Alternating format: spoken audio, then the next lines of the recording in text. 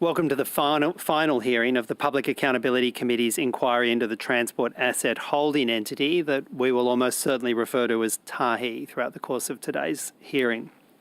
Before I commence, I'd like to acknowledge the Gadigal people, the traditional custodians of this land, and pay our collective respects to those elders past, present and emerging. I extend that to any other First Nations persons present or on the webcast. Today we'll be hearing from Mr Michael Pratt, the former Secretary of New South Wales Treasury, who was central to the establishment of the Transport Asset Holding Entity and indeed was a key player in the negotiations with the Auditor General regarding the auditing and budgeting treatment of that entity. Before we commence, I'd like to make some brief comments about the procedures for today's hearing. Today's hearing is being broadcast live via the Parliament's website. A transcript is available will be available and placed on the committee's website as soon as it becomes available from Hansard. In accordance with broadcasting guidelines, media representatives are reminded that they must take responsibility for what they publish about the committee's proceedings, and while parliamentary privilege applies to what is said in the hearings, it does not apply to the coverage outside. Committee hearings are not intended to provide a forum for people to make adverse reflections about others under the protection of privilege. In that regard, we would appreciate people sticking to the issues. All witnesses have a right to procedural fairness according to the procedural fairness resolution adopted by this House in 2018. And if witnesses are unable to answer a question or would like more time to respond, then you have 14 days in which to take a question on notice and provide a written answer. If witnesses wish to hand up documents, please do so through the committee and Secretariat staff.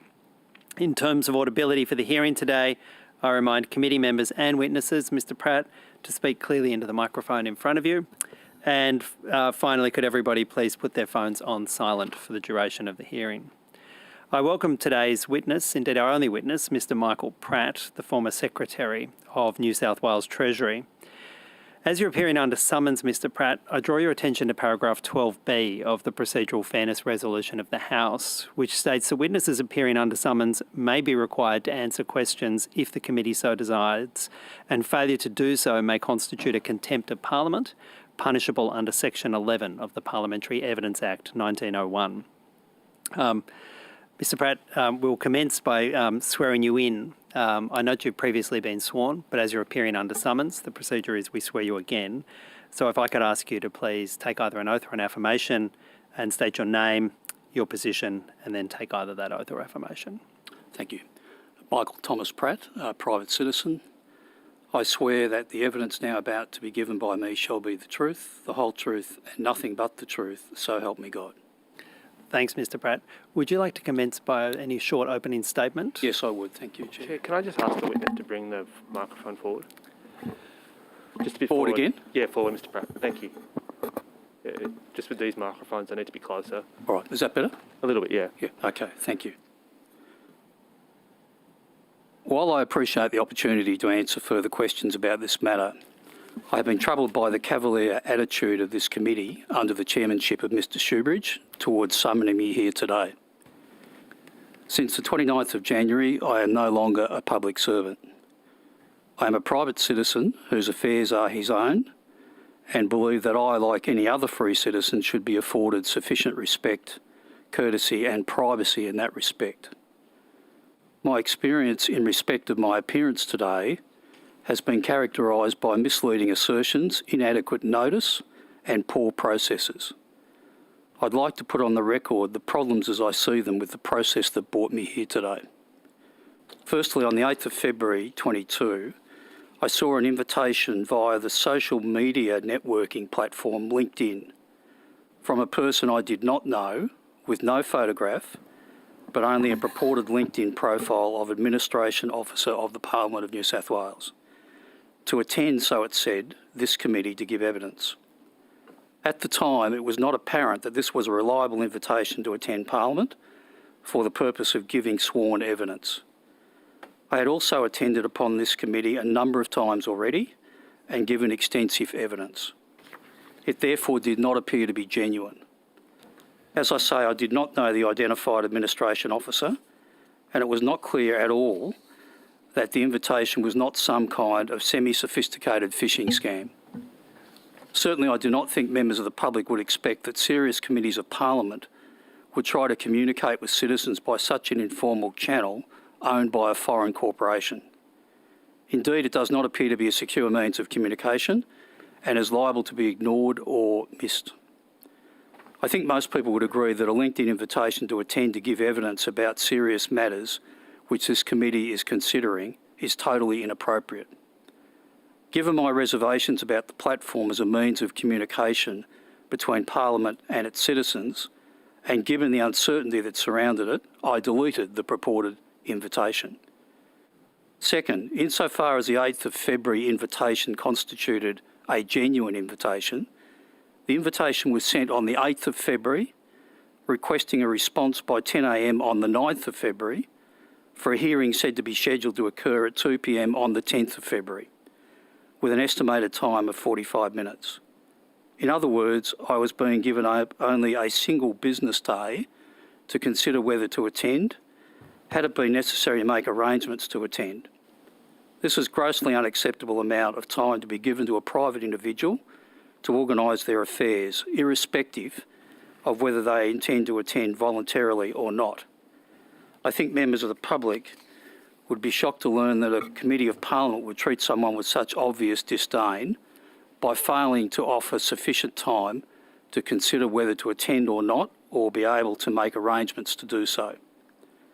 Third, on the 11th of February 22, the committee chair wrote me a letter, albeit through a third party, indicating that I had declined an invitation to appear before this committee. That was not true. I did not decline any invitation to attend before this committee. Rather, I had deleted a purported invitation sent on a social media platform owned by a foreign company from a person I did not know and who did not purport to be a member of this committee, which required a response in an appalling short period of time. To assert that I had declined an invitation is misleading and unhelpful. It also suggests the writer was not apprised of the facts, which is concerning when the writer is the chair of this committee, entrusted to make serious public inquiries. Fourth, after finally having been given the appropriate opportunity to consider my position and indicating to the committee that I was prepared to attend of my own volition, I was then informed the committee wanted me to give evidence not for 45 minutes, but for 2 hours. Again, this bespeaks a level of disorganisation and clear absence of considered process that is, quote, unbecoming of a parliamentary committee. Surely the committee had already considered what questions it intended to ask me and was able to appropriately estimate how long the evidence would take to get through. I can only assume that the order requiring me to attend to give evidence for 2 hours is either intended to punish me for taking some considered approach to this committee's invitation, or otherwise demonstrates that no genuine thought has gone into what questions the committee wanted answered and needed to buy itself more time to ensure the relevant evidence could be obtained. Fifth, after determining that I be summoned, notwithstanding that I had agreed to attend voluntarily, albeit for the original represented 45 minutes, I was then informed that the hearing would take place in person. The committee should be aware that attending to give evidence is a seriously disruptive intrusion into a private citizen's day. It is altogether unfair to represent to a person that they will be required for 45 minutes, then for no apparent reason requiring an attendance for 2 hours in person. Again, it was not apparent that anything had changed since the 8th of February that would have made a video appearance inappropriate or unsuitable. Rather, without explanation, either negligently or punitively, the summons was simply amended to require an attendance in person.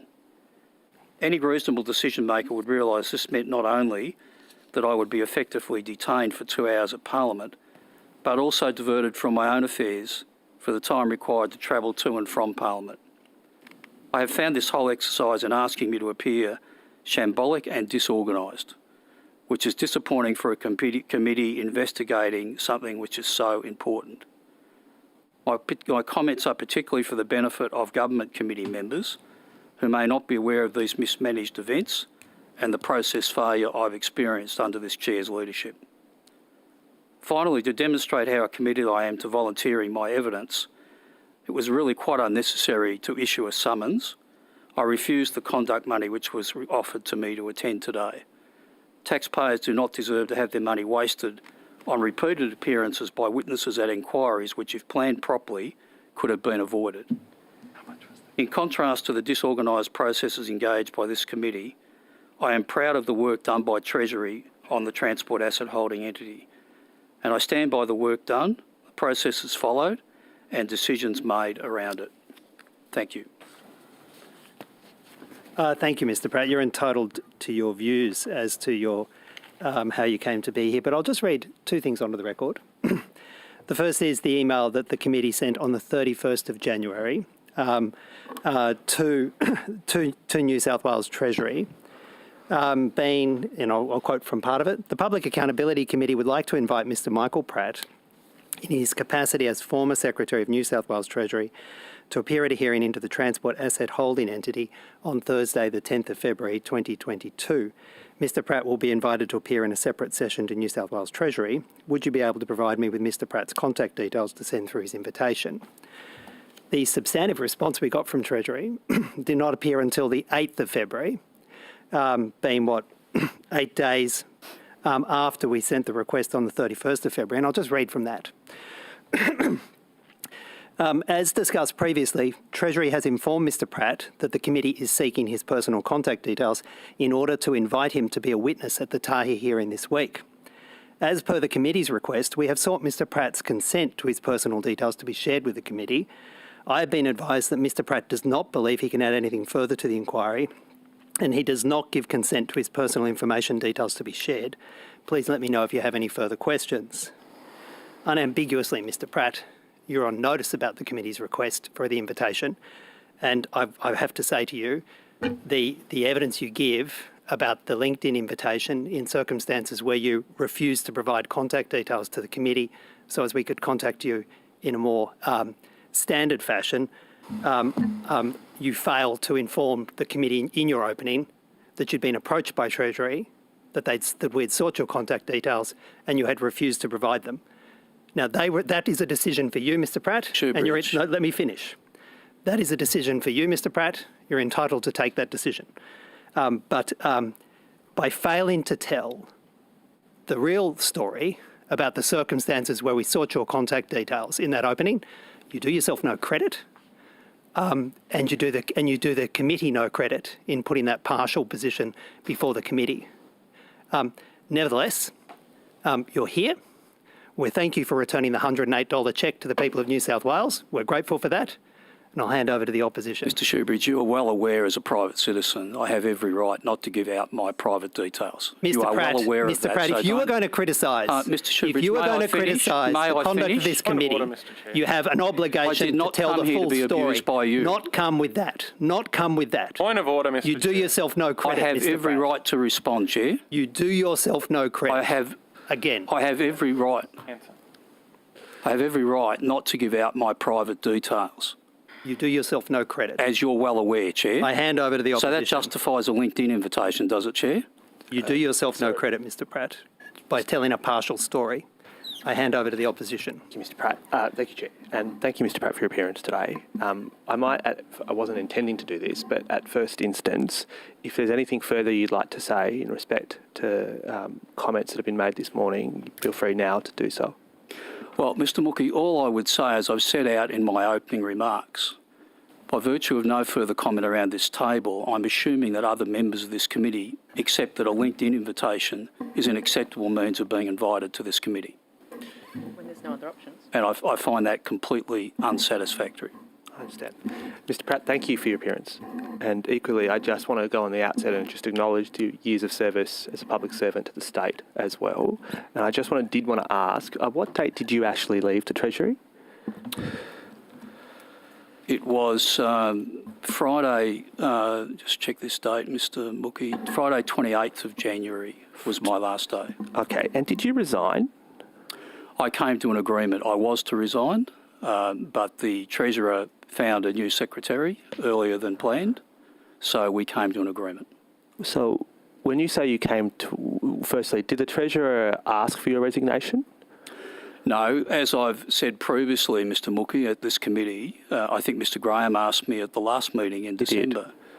My intention was to work on for some time this year, but I had signalled to government that I would finish this year because of election next year. I had no intention of going into that and beyond it. That would mean that I would finish at some time, either end of March, end of June, perhaps do another budget. That was my intention. I'd made that known because I think out of respect for everyone involved, that's good forward planning and succession planning rather than just suddenly give government a month's notice of leaving. So I think I've done absolutely the right thing. As it transpired, the Treasurer found a new secretary earlier than anticipated and requested I finish up earlier. So that's what occurred. Okay, and was the only reason that the Treasurer advanced for your earlier departure, or his request for your early departure, was that he'd found your successor? As far as I'm aware, yes. Okay, Yes. and when you say you reached an agreement, does that mean, first step, were you formally terminated under Section 41 of the GSC Act? Yes, I was. So you were entitled, therefore, to a severance payment? That's correct. And presumably that was the full 38 weeks that is standard by law, correct? Correct. Okay. And so, in effect, the Treasurer had asked for your resignation and agreed to a 38-week severance despite you saying that you were prepared to leave sometime after the budget or sometime before the budget. That's correct. Okay. Were you given any advance notice of that from 2 the weeks. Treasurer? You were? How much advance notice were you given? 2 weeks. 2 weeks. So you were told circa January 24? Look, Sorry, I'd January have to- 14. I'd have to check that date, Mr. Mookie, but it was somewhere around that time, yes. Okay. And this was, at first instance, was any reason given for the Treasurer's request related to the transport asset holding entity? None at all. There is no connection between my departure and Tahi, as I've already indicated. So the Treasurer asked you to leave your position and agreed to a 38-week severance, really because the only nominated reason was because he found your successor. Look, you'd have to ask him that. That, as far as I know, I mean, there's no connection to Tahi. I mean, why would there be with a set of unqualified accounts? Absolutely no connection. Sure. And just, were you aware that the Treasurer was looking for your successor at the time? Not specifically, but given that I had already indicated to government some months earlier what my plans were, I would imagine that that process was going on, yes. But Mr. Pratt, the one thing I'm struggling to understand in that is, I accept that your evidence is that it's not related to the transport asset holding entity, and of course I will take it up with the Treasurer as you suggest. But your employer is the Premier, it's not the Treasurer. And formally he delegates this to the Secretary of the Department of Premier and Cabinet. So did you have any conversations with the Premier about your departure? No, I did not. Did you have No, any conversations with the Secretary of DPC? I did. What was that discussed? Well, he facilitated the outcome of what we've just discussed, Mr. Mookie. Okay, so although it was effectively the Treasurer who made the decision, formally it was executed by the Secretary of DPC. That's correct. On behalf of the Premier. Yeah. Which is not unusual that the Portfolio Minister might... I would imagine so, yes. Yes, okay. But you never had any conversations with the Secretary of DPC? I did post the message from the Treasurer around departure. Yeah. He then prepared the appropriate documentation and so on. Did you express any dissatisfaction with the Treasurer's decision? To the extent that I was more than happy to keep working and I was keen to do another budget, yes, I did. But look, at the end of the day, as you'd well appreciate, that's the Treasurer's decision. He has every right to have the Secretary that he wants going forward. I had indicated my departure, as I've just covered. So that's absolutely the Treasurer's prerogative. Sure.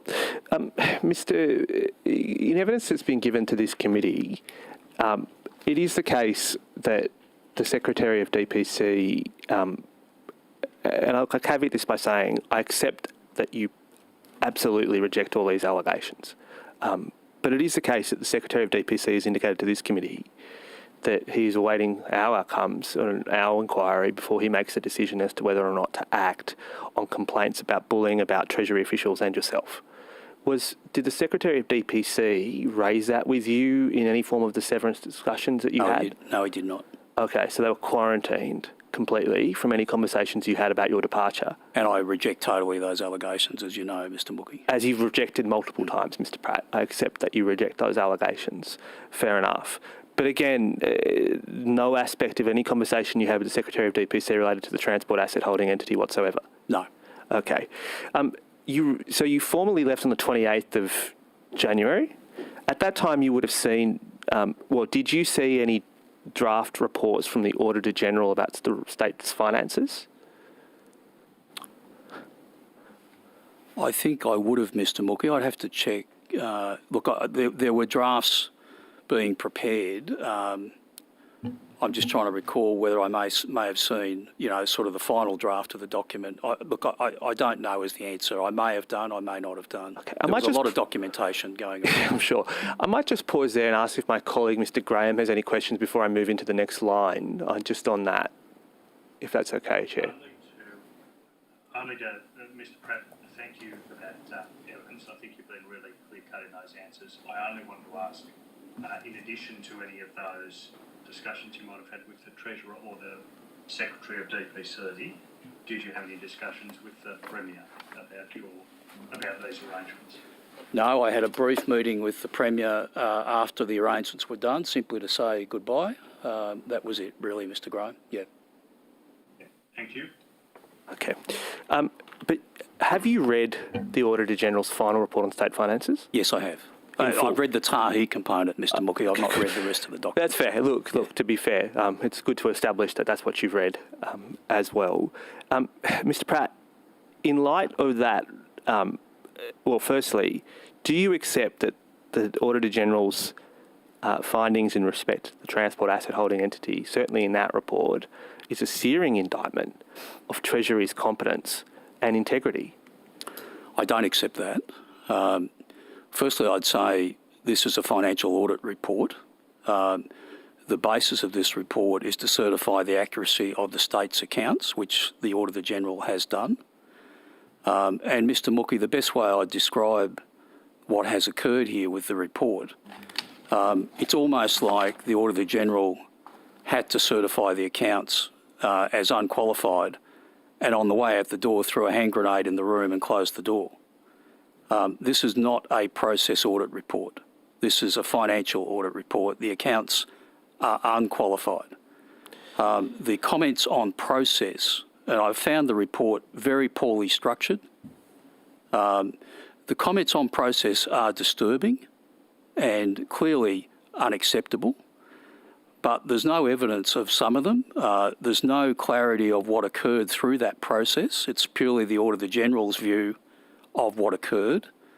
And a number of these things, it's actually what's not there rather than what is there that's reported in the report. Now, if the Auditor General was going to comment on process, that should be done jointly. I mean, I've had years of management experience, Mr. Mookie. I've done a huge amount of process management.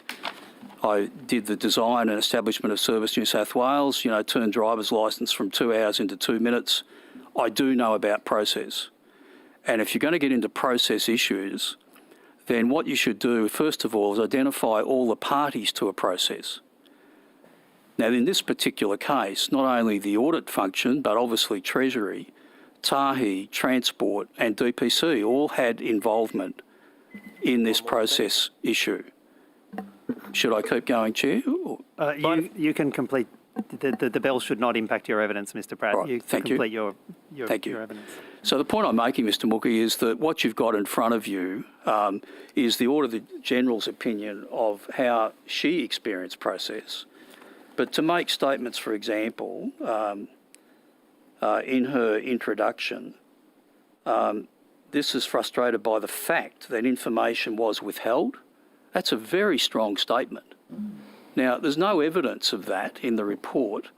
The Auditor General never raised that with me in all the meetings we had and the discussions we had, and we had some tough discussions. This was a complex assignment, and there was a lot of interpretation challenges around accounting policy and standards. But if you're going to make a statement like that, wouldn't you think that would have been said to me? She certainly raised issues around timing of documents, and I can talk to that. And we discussed a lot around accounting standards. But that's the point I'm making, is that I find that some of those comments really unsatisfactory. Mr. Pratt, I accept that there are criticisms directed at Treasury about processes, but respectfully, the criticisms also go to substance. In fact, the most worrying to do with substance, not processes. And I'll just read you these before I hand to the chair again. The Auditor General says that New South Wales Treasury presented late, unsophisticated and inaccurate forecasts to the Audit Office, all of which sought to support the desired outcome of higher projected returns. She goes on, she substantiates it, at least puts the claims very clearly. She goes, between 9 July 1 December 2021, New South Wales Treasury submitted 3 versions of estimated returns with respect to the GSC's investment in Tahi. All of these models were unsophisticated, containing errors, omissions and or poor logic. She goes on to further substantiate these criticisms about substance. She says that the Treasury excluded Tahi's original asset write-down value of $24.8 billion when it was trying to calculate its sufficient return. I'm reading page 11 of the report here, Mr. Pratt. Thank you. She also says that you included government guarantee fees of $2 billion. I say you, I mean the Treasury. And these fees should not have formed a part of return calculations. She says as well that the Treasury included a $4.6 billion in cumulative forecast commercial incentive revenue that was not supported with sufficient and appropriate evidence. And then she says that equally Treasury included possible future cumulative revaluation increments of $15 billion, which could not be supported with any evidence to explain how it was derived, and it was described as a plug figure. And she goes on and finally says Treasury included the projected value of the residual net assets of Tahi of $59 billion as part of the overall return on investment. Now, Mr. Pratt, I accept that you take strong exceptions to the Auditor General's opinions on your processes, but our concern is about the outcome here. And the Auditor General's claims here are worrying about just how wrong Treasury got its models, and as a result, the hit to the budget. Now, when you last appeared before us in your opening statement, you took very strong exception to the claim that Tahi would leave the state $10 billion worse off. You said directly, there's been a false narrative that Tahi would lead to a $10 billion or more worse off result. The Auditor General lays it out as clear as day that Treasury got its model wrong, but equally she says here that this was deliberate because Treasury was trying to support the desired outcome of higher projected returns. I'm going to ask you to respond directly to that section, because that section goes straight to the competence, integrity of the Treasury as you let it, sir. I reject that totally, Mr. Mookie. I mean, what is defined here as errors by the Audit Office, if you have a different interpretation of the accounting standard, you will obviously get a different answer. And that applies to a lot of the comments that are made here. The accounting interpretations were being debated right up until, I think, after we met in our previous hearing, right up to Christmas before it was finalised. Some of these interpretations were really complex. And I think, as you'd appreciate, the more complex the accounting becomes, the more it is open to interpretation. I mean, basic accounting, 101 accounting with journals and double entries is obvious. But when you get into very sophisticated, complex accounting, then it is open to interpretation. Now, in Treasury, we have, as you'd expect, a group of highly qualified accountants. Mr. Walters chairs the All-Treasury state with the Federal Treasury on their Accounting Standards Committee. He is well recognised for his understanding of accounting, and he's well qualified. Ms. Heather Watson has appeared before this committee, National Practice Leader of KPMG Accounting, had spent 10 years in Audit New South Wales. They had different views on some of these key accounting policies to the Audit Office. So what is now being listed here as errors, I'd put it to you that it's highly likely, without the knowledge of the detail, but it's highly likely they are not errors, they are outcomes of a different approach to the accounting outcome. We actually, good morning, Mr. Pratt. We actually put this directly to the Auditor General when she appeared before this committee, and she detailed errors that were not to do with interpretation of accounting standards. These were, for example, the plug number that was just chucked in seemed to be something that had materialised out of nowhere. These were substantial errors. At what point do you accept that you got it wrong? Good morning, Ms. Boyd. I don't accept that at all. I'm not saying, however, that there weren't errors. I mean, in a matter of this complexity and substance, I'm sure there were errors. But not only errors by Treasury, I'd put it to you, there was errors by Audit and others engaged in this process. This was a very complex matter. So I'm not saying there weren't errors, but what I'm saying to you is there is complex accounting standards here. And if you interpret those standards differently, you will get different answers. Some of what we are looking at here is different accounting interpretation. I agree with you. And I know that last time when we spoke, you talked about, you listed the accountants and other experts who supported the Treasury's accounting interpretations. But you also went to great lengths to rubbish some of the people who were, putting the opposing interpretation up there. Head of them, Mr. Lyon. Who's not an accountant? The PwC report, and now the Auditor General are all on that side of this debate, I guess. At what point do you begin to listen to what they have to say? Or is there a case of, is the Auditor General right when she says that what Treasury was doing was trying to get the outcome that it wanted, regardless? No, I completely reject that, Ms. Boyd. I mean, Mr. Lyon is completely discredited, and we've talked about this at length previously. I'm not going to go over that again, but he is not an accountant. He is not qualified to have a view on these things, which is why we have advisors who are qualified. And I just find it surprising, Ms. Boyd, that in this area of complex accounting interpretation, you just immediately jump to the assumption that audit is right. I mean, why do you do that? I mean, we have incredibly qualified people. We have external advice, and you've questioned Ms. Watson at length. I don't recall her accounting interpretations being questioned. So why is that? Mr. Pratt, are you saying you don't accept the audit officer's rulings? Even sitting there today, after all of this, you still say you challenge the audit officers? No, Chair, I'm saying that on most rulings we've agreed. I would expect there'll still be one or two that during the course of this year, Treasury and Audit will want to discuss again. I mean, that is part of the normal process that happens every year. Every year, Treasury and the Audit Office sit down and discuss accounting interpretations. That's a normal thing. And what I'm putting to you is I'd expect that will happen again. There appears to be a lot of people who have made assertions about the accounting interpretation who have some other interest in the game, if you like. They're either, trying to progress a particular structure, or they are, whatever. There's perhaps some personal issues involved. But the Auditor General is independent. So when we look at the Auditor General's report and it backs up what Mr. Lyon was saying and what PwC was saying, are you saying to us that somehow the independent Auditor General also has some sort of agenda? Of course I'm not, and you're assuming that I have an agenda and others. I mean, my role is to get the right answer, Miss Boyd, which is what I've done. I take advice. I'm not an accountant. I take advice from the experts. I've done that. Some experts, though. A select group of experts, not the ones that you don't agree with. What are you suggesting, that I take advice from the Audit Office in that process? Then they would not be independent. No, I'm now saying that the Auditor General has given her opinion, and you still seem completely unshaken in your view that the people that you were listening to got it right. No, I'm saying that there has been changes. They're in the report.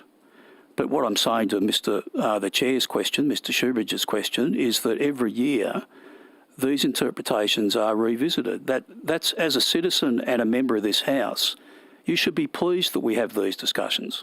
Given that the Auditor General has now recommended that Treasury speak to the Accounting Standards Board about a couple of the issues, she's recommending that the accounting treatment be checked with the Australian Standards Board, Australian Accounting Standards Board, whatever they're called, the ASB. And given that you were so confident about the accounting treatment that applied to Tahi, a lot of which was built on assumptions around what the ASB would think about things, why didn't Treasury consult with the ASB beforehand? We had very strong advice, which I've covered already, both internally and externally. I stand by that advice. I mean, if that's a decision that the new secretary wishes to take, so be it. That's his decision going forward. When you appeared before us last time, you made a comment. You said that there was a false narrative around the relationship between Treasury and the Auditor General. Given what you've now read in the Auditor General's report, do you still stand by that assertion that there was no conflict or perhaps a breakdown in a relationship with the Auditor General's office? Well, those comments were made on the basis of the relationship that I experienced with the Auditor General, as you'd appreciate. A challenging relationship, but an open and transparent relationship, dealing and working through difficult issues that we had to do here, which is why in my comments earlier I mentioned that I'm really surprised by some of these remarks because they had not been raised with me. And my analogy of throwing a hand grenade in the room as she left really describes that, Ms Boyd. I mean, I am surprised. And I just say again, this is a financial audit report. We have an unqualified audit. That is the outcome. Could you explain to us why a whole bunch of documents was basically dumped on the Auditor General on, I think, at midnight or something of the day of when the report was to be released? What was that about? Well, this is a good example of my comment to Mr Mookie earlier about process versus financial audit. In the representation letter, which is a process that we go through around sign-off, and I must sign that representation letter with Mr Walters as the Chief Finance and Operations Officer to give that to the audit function. There are words to the effect of material and relevant documentation. Now, for the benefit of Hansard, I haven't got those exact words, but that's the intention of the words, material and relevant documents. Treasury would say that that had been delivered through the course of that period. What happened on the day before sign-off, so this was the day before Christmas Eve, late afternoon, the Auditor General requested that clause be changed from material and relevant to basically all Tahi documents. Now, Mr Walters made the point that it was Treasury's responsibility to deliver what was material and relevant, and we had done that. If we then changed that wording, and then I was in this meeting, Ms Boyd, so I can personally attest to this discussion, I made the point that I would need to be comfortable that we have delivered all documents or I could not sign the rep letter.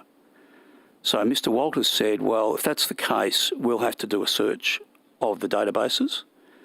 And that involved Treasury officials then working late, searching the databases and presenting anything, basically, I would think, with the name Tahi on it.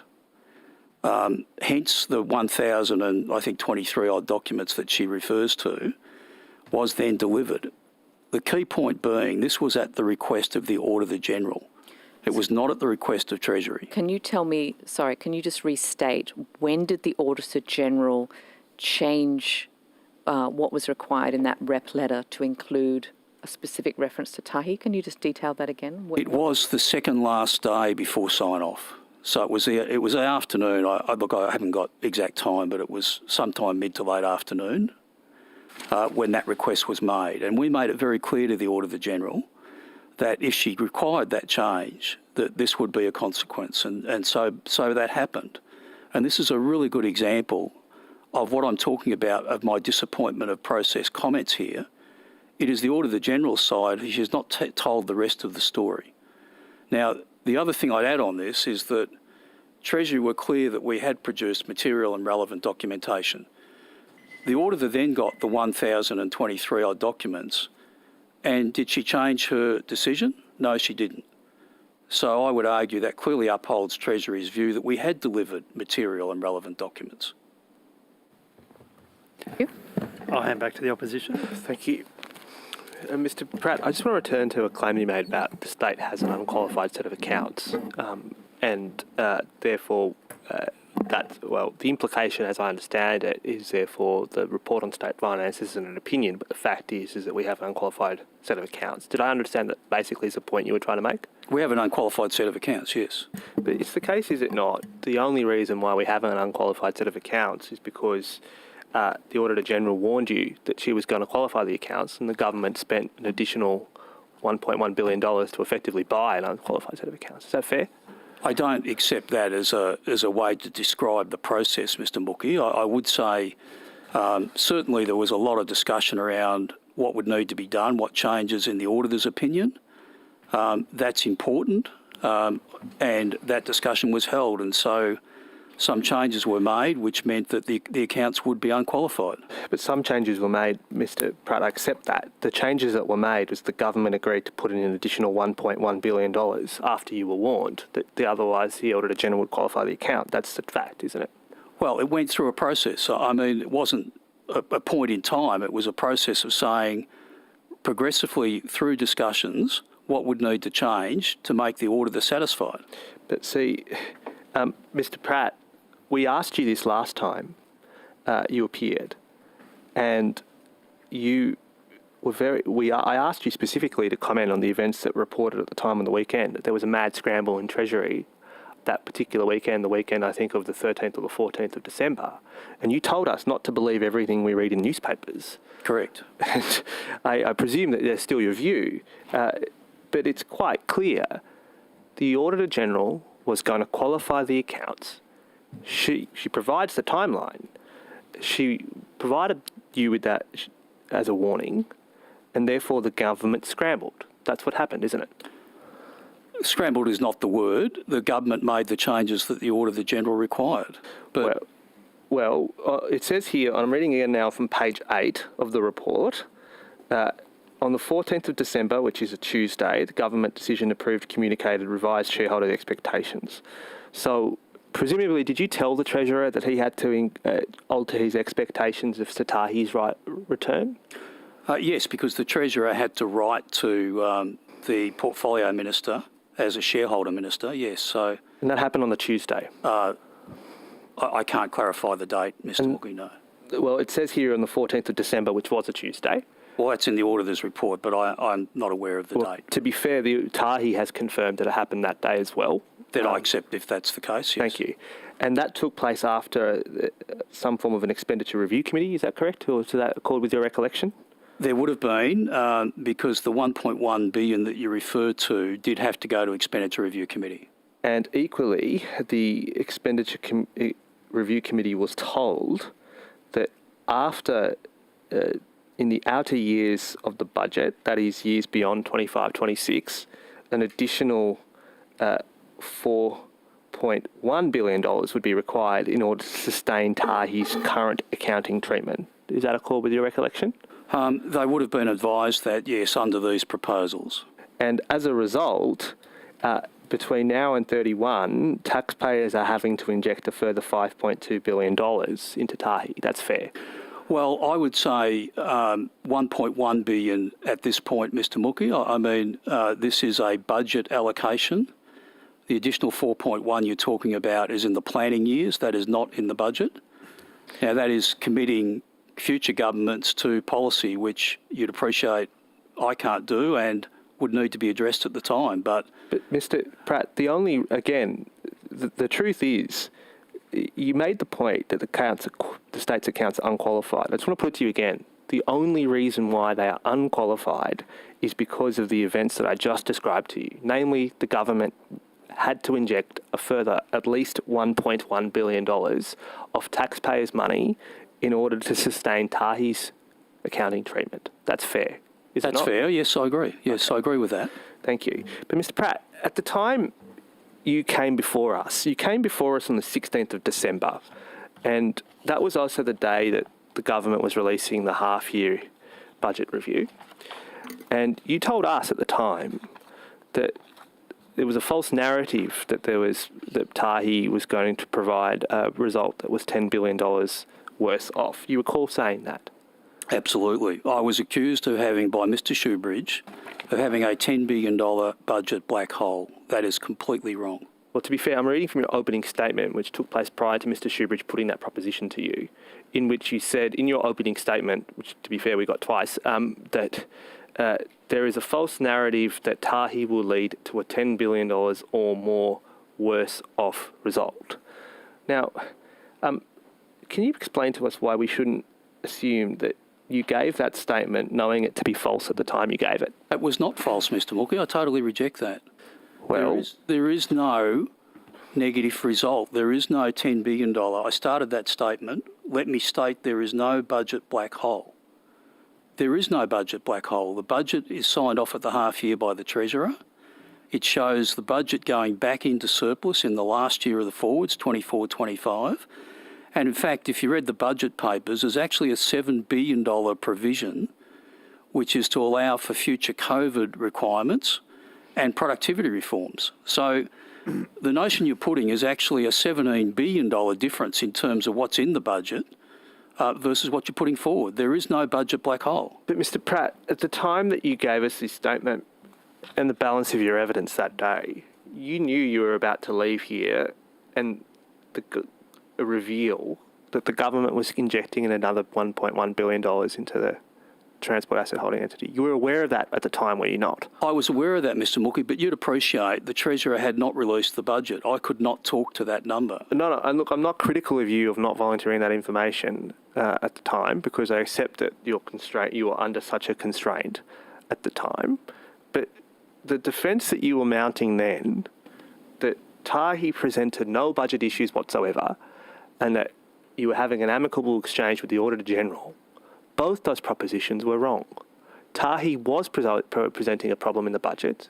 As a result, the government had to put an additional $1.1 billion, and you were in a very tense standoff with the Auditor General at the time. No, I did not say. I responded to the accusation by Mr. Shoebridge that there was a $10 billion budget black hole, Mr. Mookie.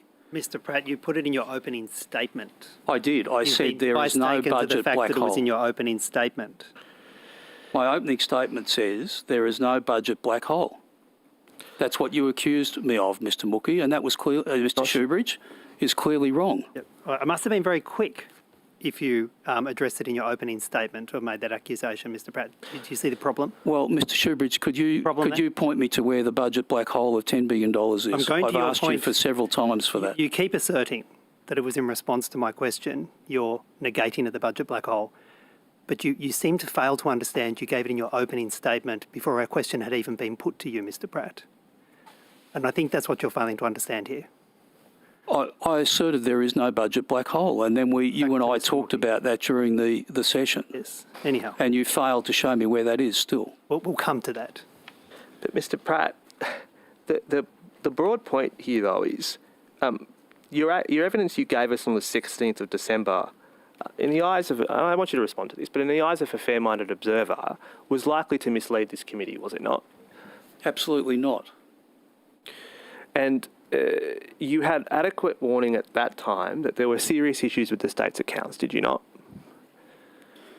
There was the $1.1 billion that we addressed with the auditor. That was work in progress. That had been set up. I could not talk to that at the time, as we've just covered, Mr. Mookie.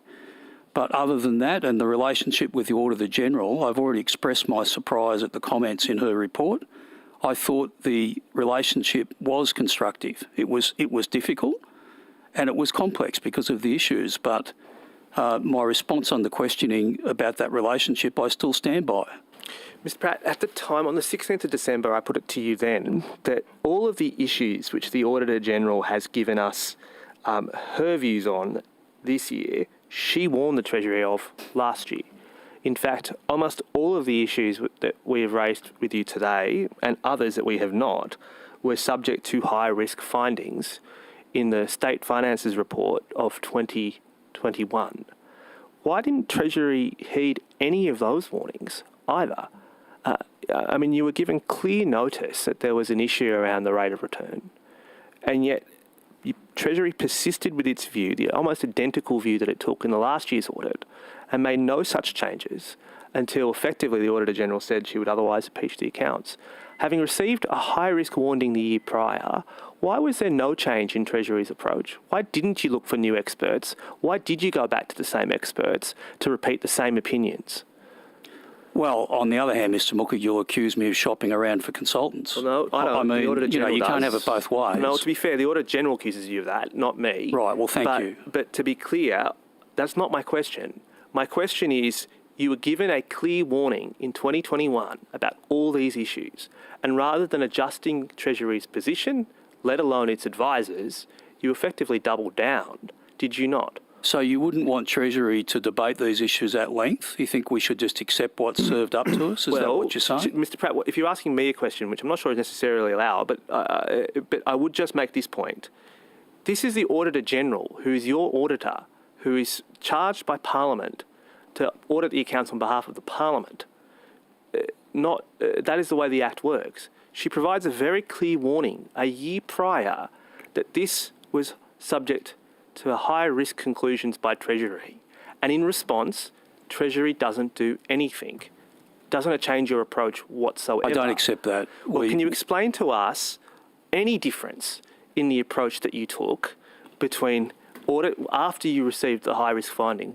After you received that high risk finding, what did Treasury do different?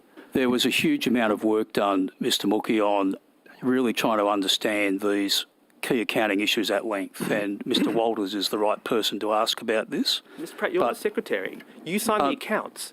Like, Mr Walters is a process functionary, to be fair to him, and he's a well-credentialed one. No one's questioning his expertise.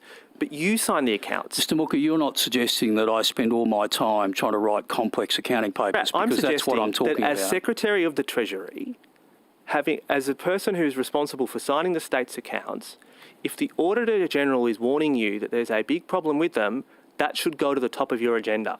That is what I'm saying, putting to you quite clearly. And what I'm trying to understand... You're misrepresenting Mr Pratt, me. what I'm trying to understand is after the Auditor General told you this in 2021, I can't identify a single change that either you made or the Treasury made. And you are were the Secretary of the Treasury at the time, therefore you were accountable. That's why we're asking you the questions about, can you nominate one change that you did or one change that you requested from the Treasury in response to the Auditor General's high-risk findings in 2021? Yes, as you'd expect, I charged my team, the responsible people, to do that work, with a lot more work that was undertaken. There was some very detailed accounting papers written on these issues and discussed with the Auditor General at length, or the Assistant Auditor General.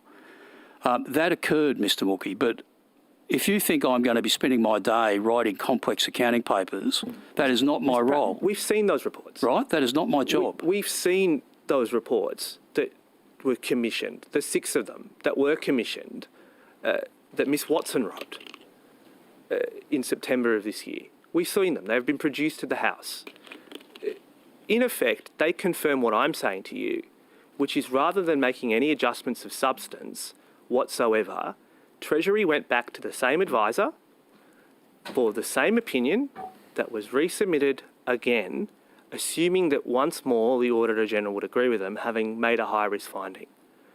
Having read those reports, which I have done, they are identical to the reports that were produced last year, almost word for word. It almost invites the question of why we paid for it twice.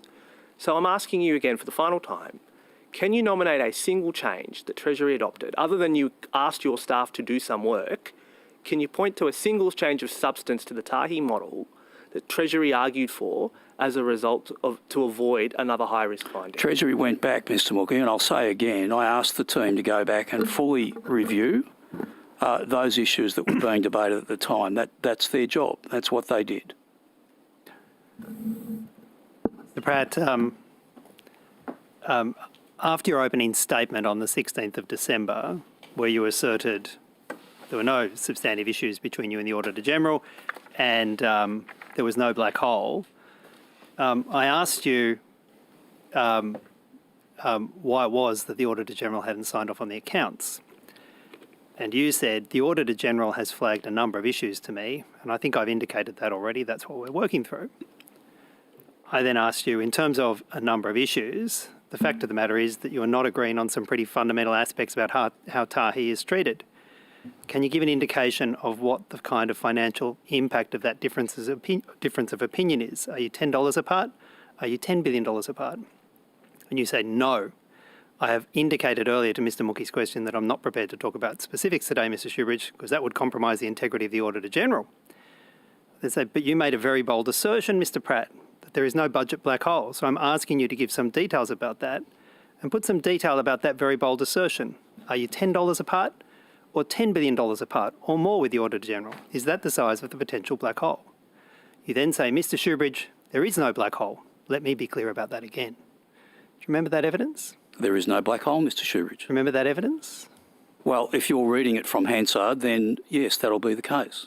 You see, Mr Pratt, at the time you gave that evidence, you knew that there had to be an additional $1.2 billion put into Tahi over just the next 3 years. You knew that at the time, didn't you? I did know that, Mr Shoebridge, but that is not a $10 billion black hole of the budget, is it? Well, Since when does 1.1 billion become 10? Mr Pratt, I'll read your answer to you. Mr Shoebridge, there is no black hole. Correct. Yeah, well, you There is knew no at that black hole. time there was at least an additional $1.2 billion that had to be pumped in the next forward estimates. Your assertion there was no black hole was plainly wrong, and you knew it at the time, Mr. Mr Pratt, didn't Shoebridge, you? your assertion was a $10 billion budget black hole. That was your assertion. Mr. Pratt, I put that exchange to you. Was that not your assertion? I put that exchange to you because I wanted to make it clear I was asking whether it was a $10 black hole or a $10 billion black hole. And your unambiguous response, and I put it to you, it was false, was that there was no black hole. Yet you knew there was a $1.2 billion in the forward accounts being signed off as you spoke, Mr. Pratt, as you spoke to us. Mr Shoebridge, you asserted a $10 billion budget black hole. That was clearly not the case. And the 1.1 billion is moving from one part of the balance sheet to another. It is not a black hole in any case. It's going from the general government sector to the PNFC sector, the SOCs. So are you asserting that any money we put into Sydney Water, for example, is a black hole? Is that what you're asserting? You'll be pleased to know, because that's the Mr. logical Pratt, conclusion of what you're saying. that this is an inquiry into Tahi, and I put it to you again, and I'll give you the chance to correct the record. On the 16th of December, where you said, Mr. Shoebridge, there is no black hole, you knew that the state accounts were going to have to put an additional $1.2 billion over the next 3 years, and your evidence was deliberately misleading, wasn't it, Mr. Pratt? That is totally incorrect. All right. I knew about the 1.1 billion, of course, because it was in the budget papers to be released that afternoon. But that is not a budget black hole, Mr. Shoebridge. Mr. Pratt, not only did you know about the $1.2 billion that had to be added in, you also knew that the only way you could persuade the Auditor General's office to sign off on the counts was to commit to an additional $5.2 billion over the next 10 years. You knew that that was essential, didn't you? Well, to get the 5.2 audited accounts. 5.2 is actually 4.1. 5.2 includes the 1.1 that was in the budget papers. Again, I'd say to you, they're in the planning years. Your question to me was around the budget. That is not the budget. You should appreciate, Mr. Shoebridge, the budget is 1 year plus 3 in the forwards. It is not the planning years. A lot can happen between now and those planning years, Mr. Shoebridge. Government might change its policy. It might choose to unwind Tahi. You can only hope. I don't know. But you are making assumptions which clearly cannot be made because they are not in the budget. Mr. Pratt, when you said there is no black hole, in sworn testimony to this committee on the 16th of December, you knew there was an additional $1.2 billion already committed in the budget, and you knew that in order to persuade the Auditor General to sign off on the accounts, that there had to be a collective commitment to an additional $5.2 billion over 10 years. You knew that, Mr. and you Shoebridge, falsely asserted I've just that there was answered no your black hole, question. Mr. Pratt. There is no black hole. I've just answered your question. Well, Mr. Pratt, reflecting back on the evidence you gave us, did you intend to give us the full story? I've already said to Mr. Mookie's question earlier, Mr. Shoebridge, I could not talk about the 1.1 billion. That was in the budget. It is not my, in terms of, dealing with the 1.1 billion, it's up to the Treasurer to talk to that when he released the budget papers. But you see, Mr. It's Pratt, not for me to do that, as you'd appreciate. Mr. Pratt, while you may have felt constrained about giving those details, that didn't entitle you, did it, to mislead us? Mr. Shoebridge, I totally reject that, and I find that very insulting. That is completely wrong. I've just spoken to that. There is no budget black hole. Mr. And Pratt, that is completely wrong. I mean, if you understand the structure of the government's balance sheets, this is money moving from one entity to another. It is not a black hole. And I've already indicated to you there is a $7 billion provision in the budget papers on top of that. So you should, I mean, honestly, Mr. Shoebridge, that is completely disappointing, your remarks, and misleading. well, Mr. Pratt, do you assert that there were no issues with the modelling that New South Wales Treasury provided to the Auditor General between the 9th of July and the 1st of December 2021 in relation to Tahi? Well, as I've indicated earlier, there was a lot of discussion about the models. There was a lot of discussion about accounting interpretation. And of course, as I've already indicated, how you interpret those accounting standards depends on what comes out of the model. Yeah, and indeed, I'll take you to some of the issues the Auditor General had with the modelling, and we'll see if you still stand by it. What about the fact that Treasury's modelling excluded the entire asset write-down of Tahi, initially $24.8 billion, later amended to $20.3 billion? That's an extraordinary big number to get wrong, failing to include more than $20 billion of asset write-down. How do you explain that? Well, firstly, I'm not going to comment on the model, Mr. Shoebridge, because I haven't seen those models.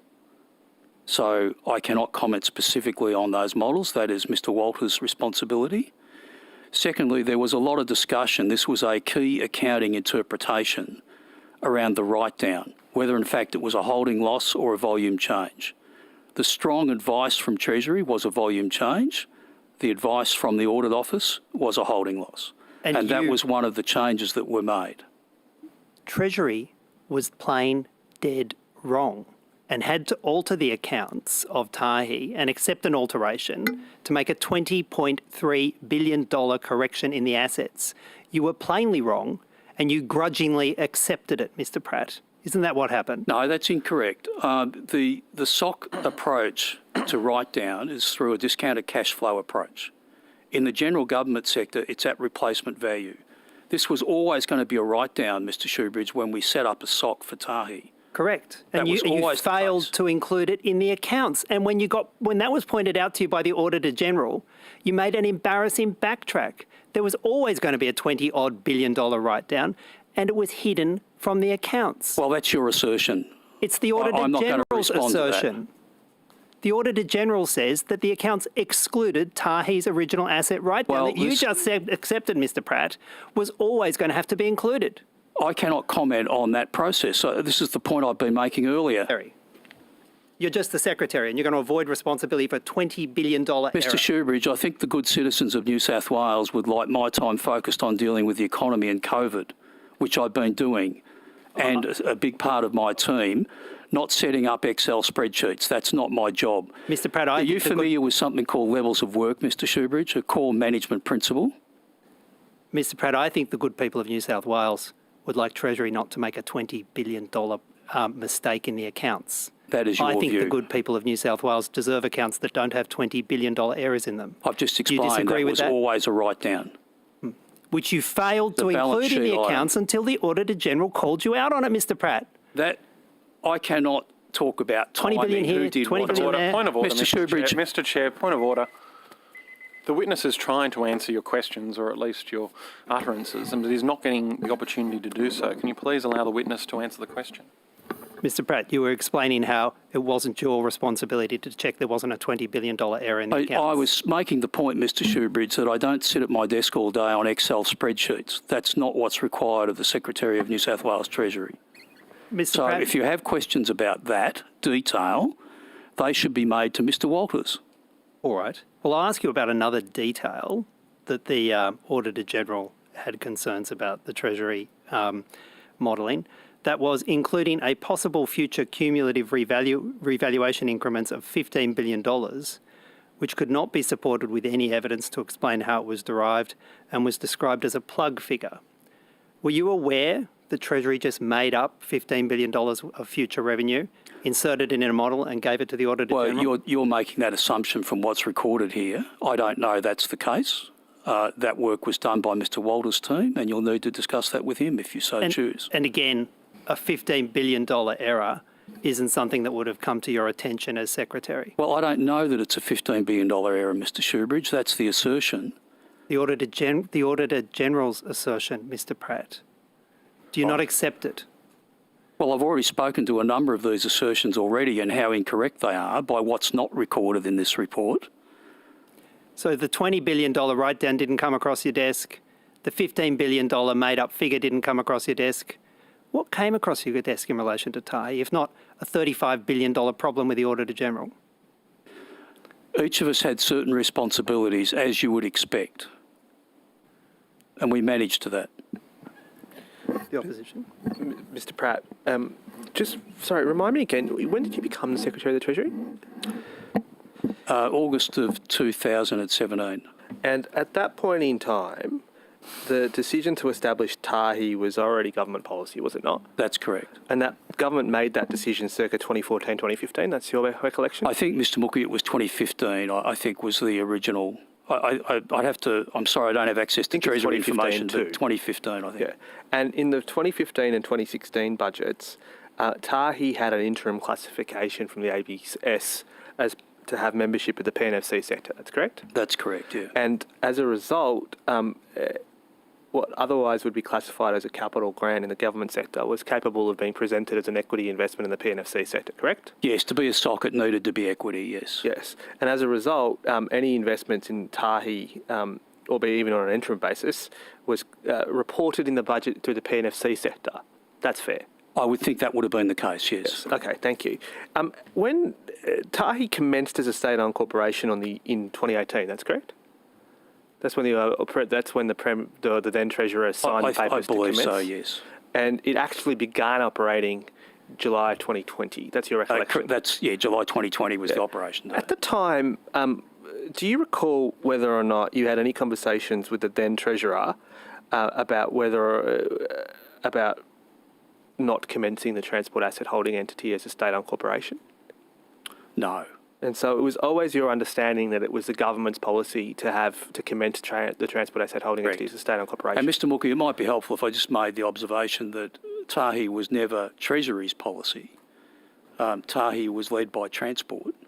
Sure. And it was the Transport Minister with the then Premier who wanted Tahi implemented. Treasury was part of that implementation, of course, but it wasn't Treasury's policy as such. Well, look, Mr. Pratt, you might choose not to answer this question, but we've had a cabinet submission presented to us, which I presented, that shows that actually the transport asset holding entity was proposed both the then Treasurer and the then Transport Minister as a joint proposition, and therefore we are inferring that I'm not necessarily sure we can rely on what you just said, given that the evidence before us seems to say that this was a joint project of Treasury and Transport. Well, I'm not sure of the timing of that, Mr Mookie, but I can't, as you appreciate, I can't comment on cabinet. Yeah, I figured. But what I can say to you is that it was originally a Transport with then Premier. It was their initiative. Now, the Treasurer at the time clearly then got engaged through the process, but it wasn't a Treasury policy is the point I'm making. Okay. At any point whatsoever, did you ever have a conversation with any Treasurer about either reversing the decision to establish the transport asset holding entity did you have any conversation with the Treasurer whatsoever at any point in time in your tenure about whether it would be sensible to reverse the decision of the transport asset holding entity? There were certainly discussions around some of the difficulties that the Tahi presentation was giving us. That would have occurred, definitely. And did you suggest to the Treasurer that one solution to this would be for the government to reverse its decision to establish the No, I transport didn't asset suggest that. No, it was more about how we resolve some of those issues. Right. And so at all points in time, the Treasurers that you served always supported the decision to establish the transport asset holding entity? To my knowledge, yes. But to be really clear, the Premier was the one, the then Premier was the one leading this, and the then Premier was very clear to myself and the Transport Secretary at the time, Mr Staples, that TAHI was to be implemented. That Just was to be very clear, given that this has covered multiple premierships, we are talking about Premier Berejiklian? That's correct. Sure. Yes. Sorry, because Premier Baird was in 15. Yes. Yeah. Premier Berejiklian, yes. Yes. And so Premier Berejiklian was always very clear with you that it was the government's policy to proceed with the transport asset holding entity. That's correct. And with the Transport Secretary. And presumably Treasurer Perrottet was as clear with you. Yes, because he was following the Cabinet policy. And Treasurer Keane, was he as clear with you that it was the government's intention to continue with the transport asset holding entity? Look, he came in right at the end of this, Mr Mookie, so... The acute part of it, maybe describe it as. Yeah. So, look, other than, Treasurer Keane's desire to have unqualified accounts, which you'd expect would be the case, I don't remember engaging a conversation around the detail of TAHI with Treasurer Keane at all. So you never had a detailed conversation with Treasurer Keane about the transport asset holding entity? Not in any detail, no, other than that, this is where we're at with the implementation. Was that? And, of course, the budget that we've talked about earlier. So he got engaged on those issues. Well, I presume he would have been engaged if somehow he had to agree to He had to write, yes. an additional $1.1 billion into transport. But I'm answering your question on the basis of a lot more detail. Yeah, sure. That's not the case. Well, how many did you have, or in any context, did you have, how many conversations, Treasurer Keane never expressed an interest in the transport asset holding entity? No, I wouldn't say that. No, he was interested, but he came in at the end of this whole process. He was obviously wanting to get unqualified accounts. He was well aware of what we needed to do and what the Auditor General's requests were to do that. And so that was his involvement really towards the end. Well, was it his suggestion that you inject an additional $1.1 billion? Well, actually, I'll put it to you in two steps. Was it his suggestion that he change his statement of expectations to lift the rate of return and therefore inject $1.1 billion additional, or was that advice you gave him? I don't think it was his suggestion. It was certainly part of our advice. So you definitely advised him to put an additional 1.1, or to lift his statement of expectations and put 1.1 billion. Yes, that would have been the case from Treasury. And that presumably would have taken place after the Auditor General had warned you that absent such a change, she would have qualified the accounts? I would think so, yes. And so just specifically here, I asked you this before, and granted at the time you probably at least had a reasonable claim not to be in a position to answer the question, but now that this is all done, when were you told that the Auditor General was intending to qualify the accounts? Look, I can't give you a date and time, Mr. Mookie. Was it circa sometime between the 10th and 17th of, well, actually, let me put it, 7th and 14th of December, sometime in that week?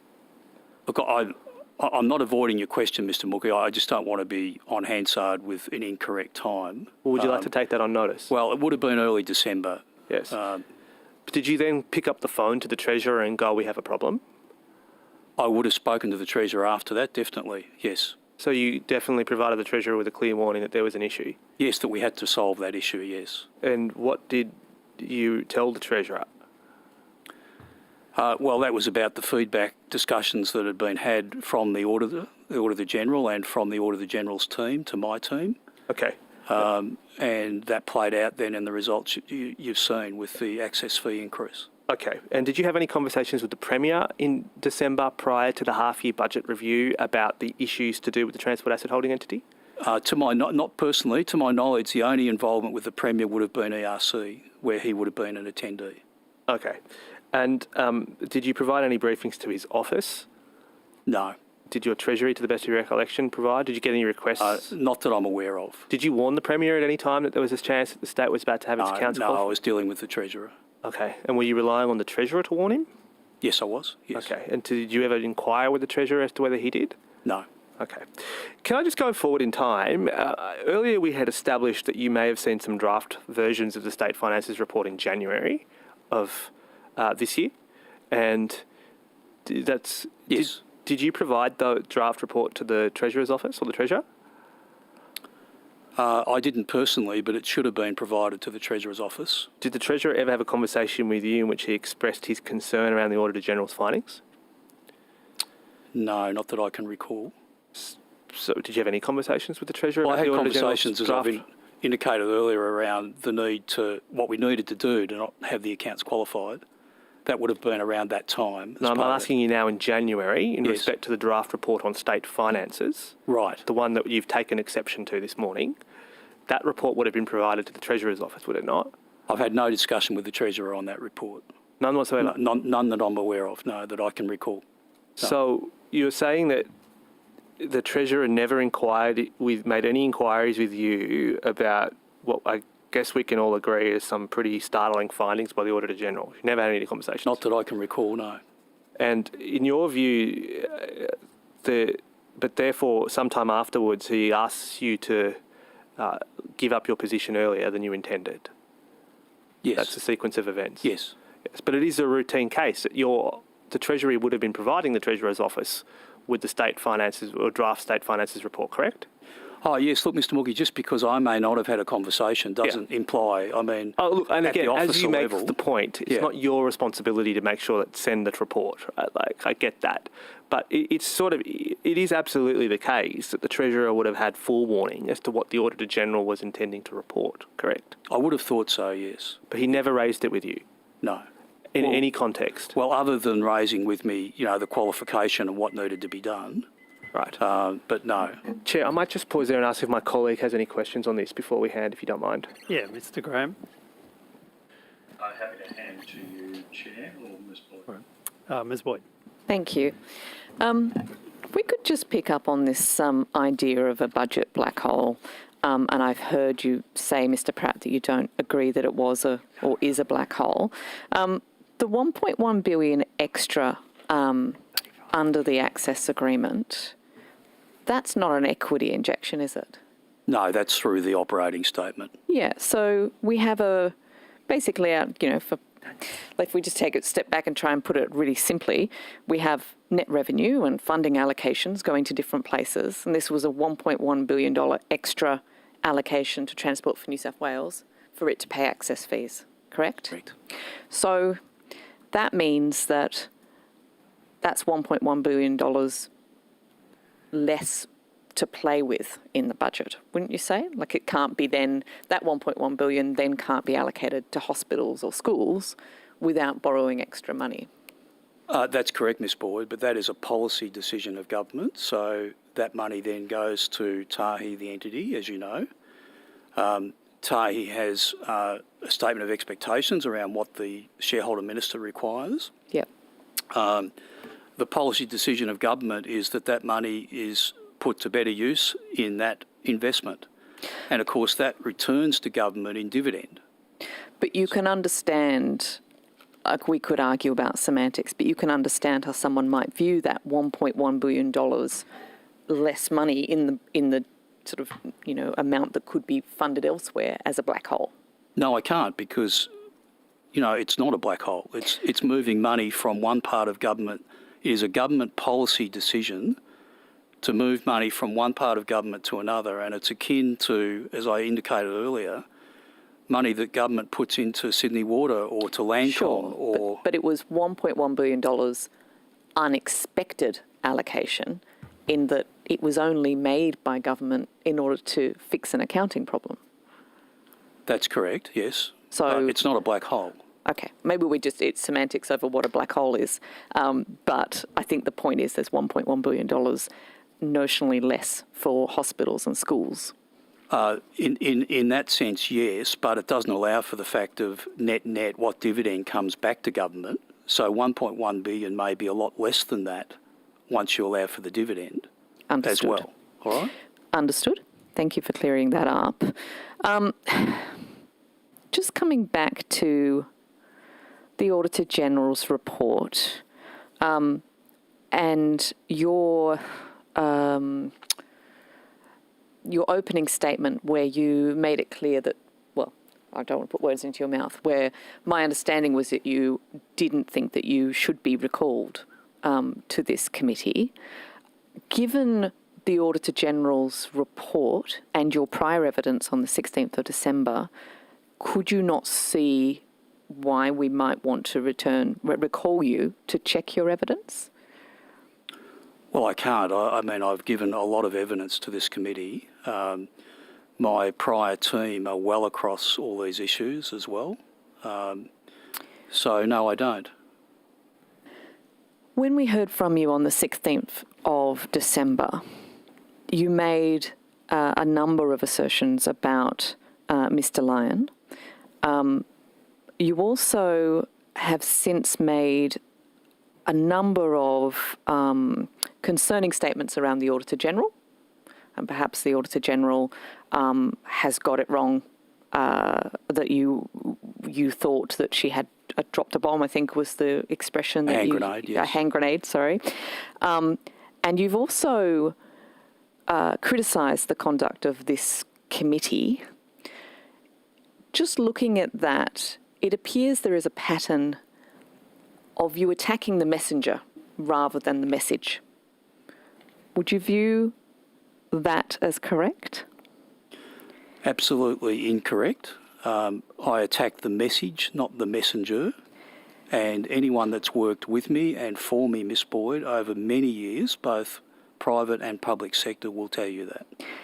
When Mr. Mookie was asking you questions, he was talking about some of the warnings that the Auditor General had given last year in relation to Tahi.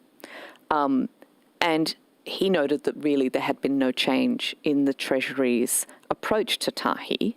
Is that correct? Well, that's his assertion, but he doesn't work in Treasury. I think I'm in the best position to make that judgment, not Mr. Shoebridge. Sorry, Mr. Mookie. Mr. Mookie, sorry. That's fine. So the Auditor General's comments in the report that she felt that the relationship between Audit and Treasury was breaking down, in light of the evidence you gave on the 16th and now, doesn't surprise me, in that if you were having a discussion with someone where they refused to adopt anything that you were saying and just kept telling you that you were wrong, that relationship wouldn't be very productive. Do you think that's fair to say that there is perhaps a culture in Treasury of not taking criticism? Absolutely not. I mean, we have, in my opinion, and not just me, but if you talk to all the secretary colleagues and across government, we have an excellent culture in Treasury about working with agencies. And I don't say that lightly, Miss Boyd. We have a lot of data that would give evidence to that.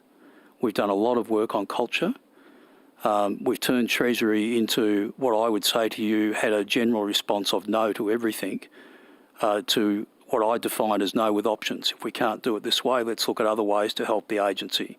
That is a really strong culture in Treasury. So hence why I really reject your assertion, because I've built with the team a culture on getting the right answer through addressing with rigour the issues, not the person. We do not attack the messenger. The new Secretary of Treasury, when we had him in front of the committee, was saying that he would conduct a review of sorts into the culture. But clearly, change in culture and change in behaviour needs to start with leadership taking some responsibility. Is there anything, looking back in the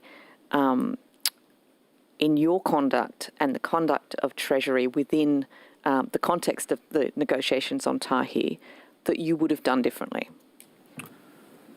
No, because I thought the Auditor General and I were working constructively, was the responses I was getting. Now, we didn't always agree, obviously, and we had to make changes, but which is why my earlier, I guess, response, Ms Boyd, really the Auditor General's report was quite surprising. So I was disappointed in that, given earlier comments. But, you know, I did feel it was constructive culture and relationship with the Auditor General. And it's worked over many years very well.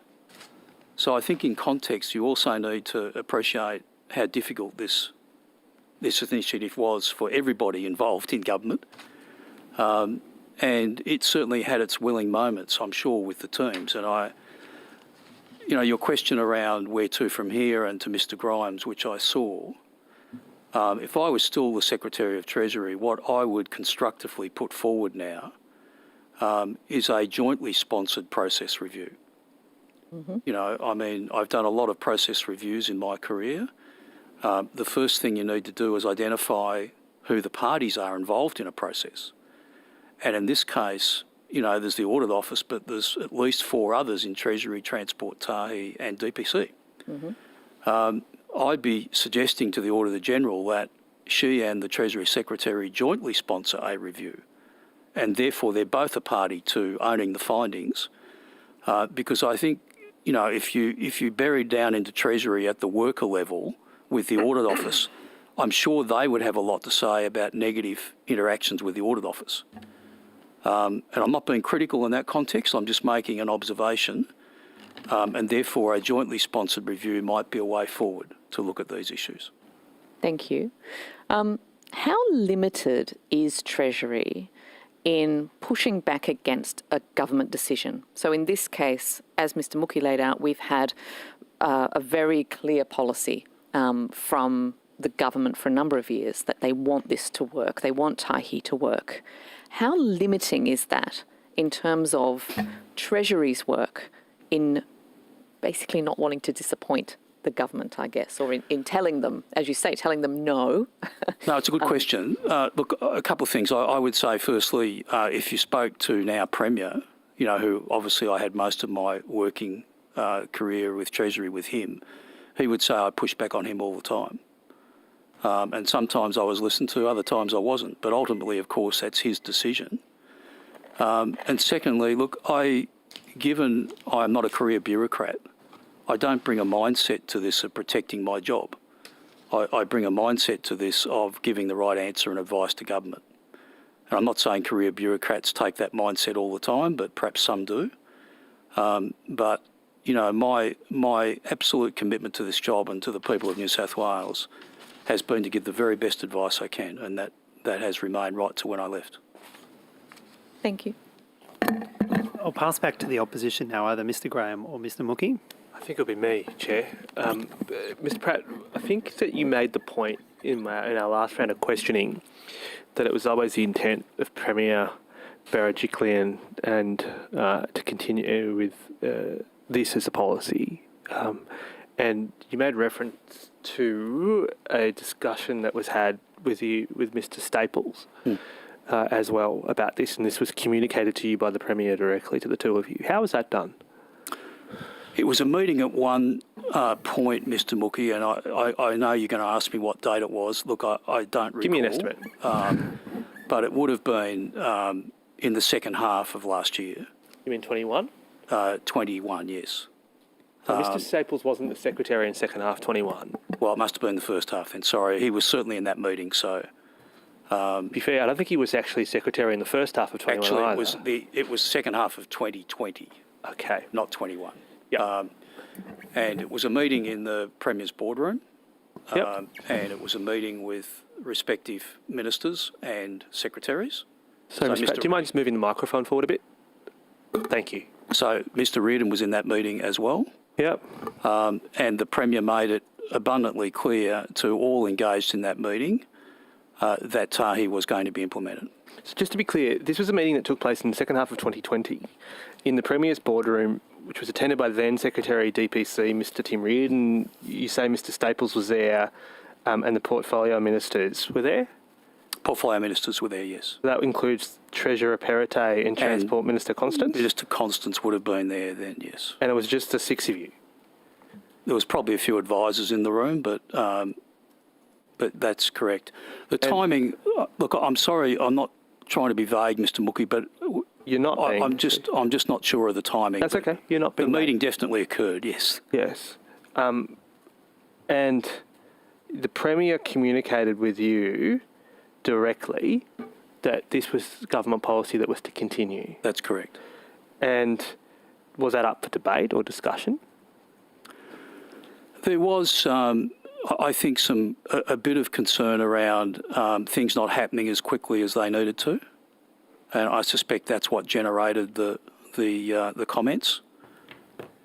So this meeting that took place would have taken place sometime within months or a month of the transport asset holding entity actually commencing operations, as in it commenced operations on 1 July 2020. Yes. Why was there a discussion about it not continuing if actually it had already been commenced? It was then the authorisation of Tahi. So you're quite right. July 2020 was the date, but from there, as you'd appreciate, what had to happen was Transport had to then address both the safety and the operations issues to implement the right model for that. And Treasury was responsible for the fiscal and operating statement issues. I remember at the time the Premier Berejiklian making that really clear to both Mr Staples and myself. And just to be very clear here, you say that did the Premier give you a specific reason why she felt the transport asset holding entity had to go ahead? No, I think that was just a given that it was. Okay, but there was some discussion about it not continuing. Not in that meeting. The discussion was what needed to be done to make sure it was implemented. And the Treasurer at the time and the Transport Minister at the time, neither of them expressed a view that disagreed with the Premier anyway? Not that I recall, no. Yeah. No. And you're sure Mr Staples was at that meeting? He was at that meeting, yes. Okay. But then another meeting, we've had evidence that another meeting was held later that year in which the Premier gave the same message effectively, but Mr Staples wasn't in attendance. Do you recall that specific meeting? No, I don't, no. Were you at that meeting? Well, I don't know what the meeting was. I don't know. I mean... Well, it was a meeting that took place apparently in September 2020. I think the weekend would have been circa somewhere around September 9th of that year. Right. In which it is clear that the Premier has a meeting with you were attending, Mr Reardon was attending, the Treasurer was attending, Portfolio Ministers, I think, I'm not sure whether Mr Constance was there or not, but Mr Staples was not. And we questioned Mr Staples about this. And the first time he knew that such a meeting had taken place was when we questioned him. So I'm trying to now understand, because what you're describing is a separate meeting. Actually, it's a different one, which we haven't heard of until this point. Right. So do you have any recall of a meeting in September with the Premier and Mr Reardon and the Treasurer in which the Premier again communicated a view that Tahi was to continue? Well, Mr Mookie, certainly the meeting I've outlined definitely took place because I can remember the meeting as I've indicated in the Premier's boardroom. The second meeting I'm not clear on at all. But it may be, I mean, Mr Reardon and myself regularly met with the Premier and the Treasurer on a whole range of issues. It may not have been a specific Tahi meeting, but maybe Tahi was raised at some point.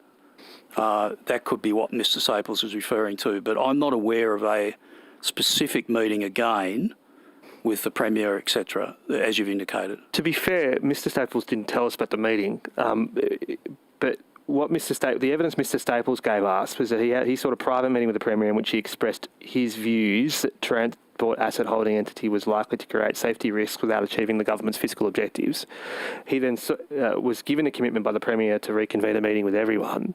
Such a meeting does take place in September, that's established, but he's not at it. But you are. That's apparently the evidence we've been given. Well, and look, I'm just putting it to you so you can fairly respond. Yeah. Do you have any recall of that second meeting? I don't recall a specific Tahi meeting, as you're indicating, no. But I'd also say, Mr Mookie, that Mr Staples, in the 1 July implementation, Mr Staples, as Secretary, signed off safety. That was his responsibility. Indeed, and I don't think anyone disputes that Mr Staples accepted that it was Transport's responsibility to be responsible for safety, but I think what Mr Staples' position, you can respond or not respond, was that he has severe safety concerns. And in fact, he was acquitting his responsibility by safety by raising with the Premier directly that he had concerns about the safety implications of this model. Oh, he can comment to that, but he did sign it off. Fair enough. But is there any other meeting that you may have had with the Premier or the Treasurer about Tahi that we aren't aware of, other than those two? Nothing that I can think about. No. Okay. One aspect that I did want to ask you to respond to, which you made reference to earlier, was when the Auditor General criticised Treasury for undue reliance on consultants. Was I think the way undue reliance on consultants. On consultants, right. If you want to, it's the report page that I'm referring to is page 23. She goes that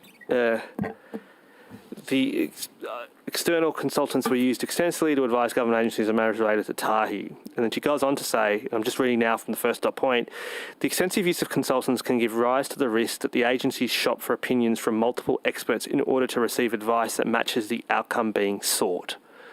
Now, you took exception to that. I accept that. I think you characterised it as doctor shopping, which, to be fair, is a label I'm prepared to wear. I'm prepared to also adopt as well. But looking at the Treasury's annual reports, just last year, spending on consultants went from $18 million to $40 million. It's more than doubled in 1 year. Equally, millions of that is to do with the transport asset holding entity. And it's clear that of the 40 million in general, $10 million of it went to one particular accounting firm. Do you not think that potentially firstly, are you confident you were getting the best advice available?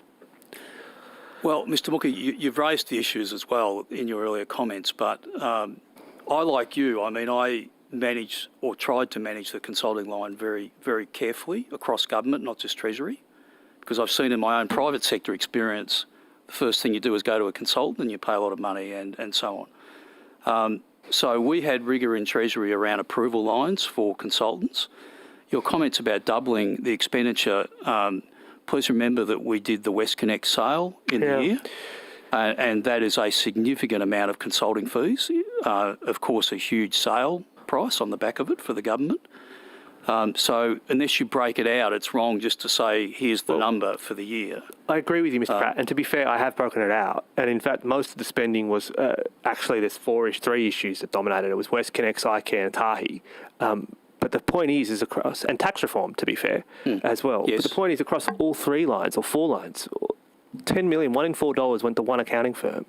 And specifically when it comes to Tahi, you said that you carefully manage it, and I accept that that is the intent of the Treasury, but we've had established that the original contract to engage Ms Watson at KPMG was let without tender in April of 2020 and has never been put to retender again.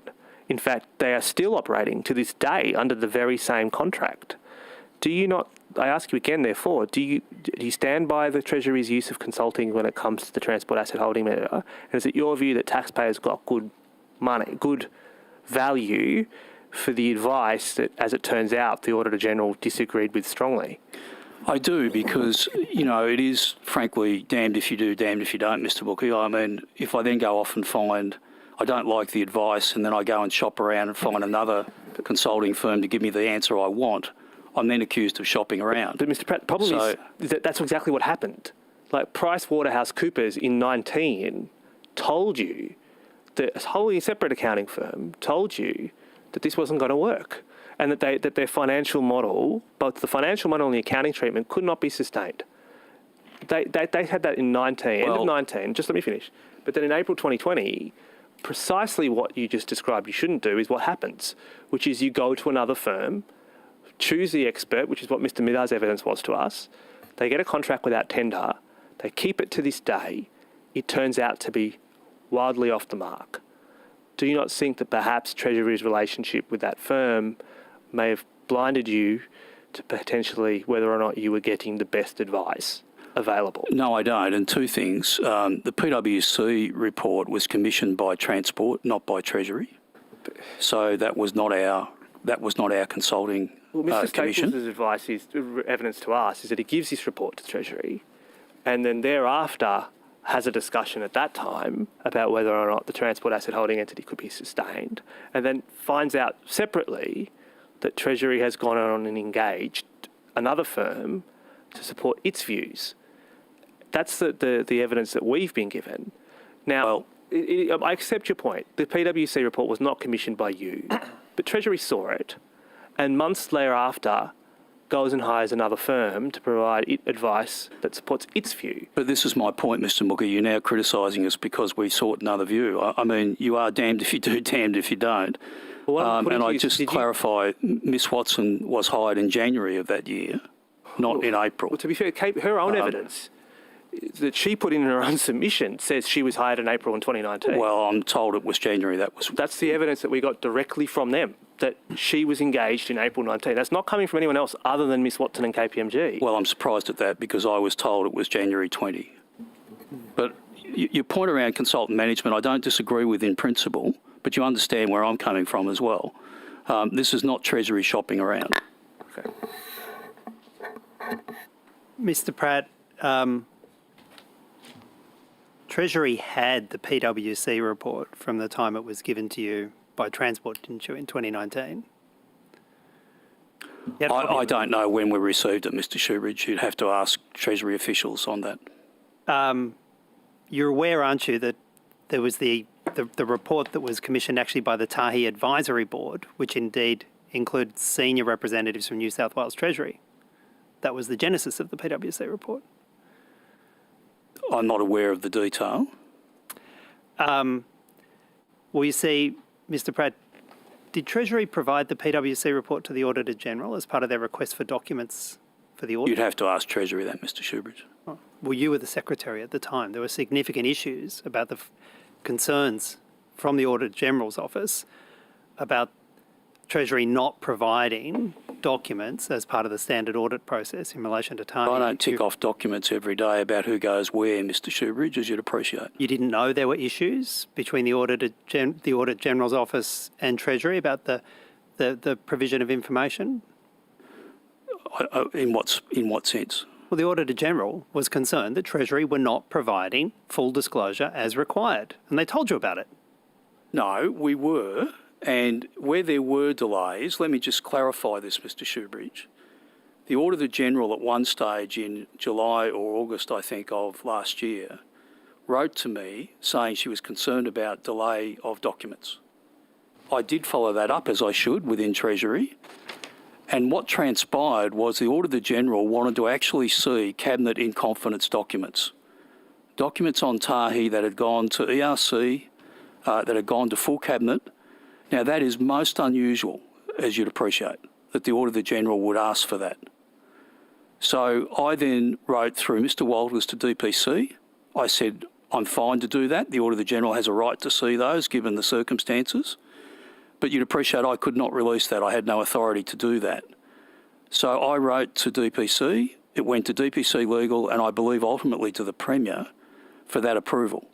So references here again, it's my point earlier around the 1,023 documents. Again, it's what's not said in this report, Mr Shoebridge, where there was a delay, absolutely, because we had to go through that process to get these documents. Mr Pratt, it was about vastly more than Cabinet documents, wasn't it? The request for information initially went in July 2020, and then Treasury's failure to provide information led to correspondence being sent to you as Secretary from the Audit Office in June of 2021, outlining a whole series of documents that hadn't been provided. You remember getting that letter, don't you, Mr. I remember Pratt? getting the letter and I've just responded to it. You're saying that letter only related, and the outstanding requests only related to Cabinet documents? Look, I don't recall the detail of that letter. What I do recall, though, post that letter, is taking the action that I've just described. Well, indeed, the Auditor General had to follow you up again 3 months later, in September of 2021, and again demanding the full and frank provision of documents, as is your obligation in Treasury, and saying that they had not been received and would likely, if they weren't received, delay the audit. That was 3 months later, Mr Pratt. Do you remember getting that? Well, I've just described the process that we had to go through. I don't know whether that relates to the Cabinet in confidence papers or other papers as well, Mr Shoebridge. This correspondence you got only in September of last year.